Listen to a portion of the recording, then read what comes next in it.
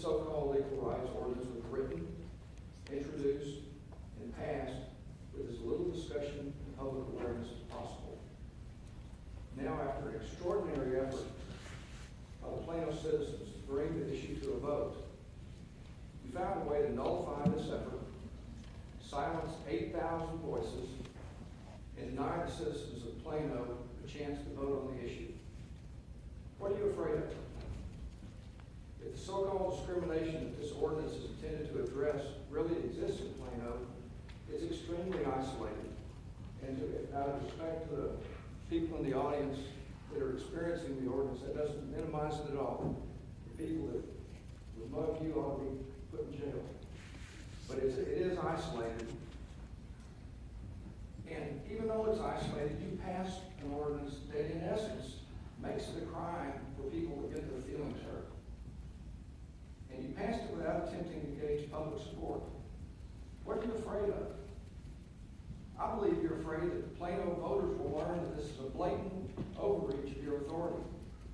I believe you're afraid that the Plano voters will learn that this is a violation of the First Amendment rights of all citizens of Plano. I believe you're afraid that Plano voters will learn that this ordinance promotes progressive secular agenda under a distorted concept of equal rights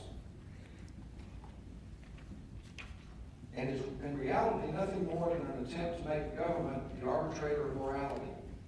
I believe you're afraid that Plano voters will realize that compassion for this group of victims should not blind us to the simple and obvious fact that this ordinance, in the process of protecting one group, tramples the beliefs of people throughout Plano.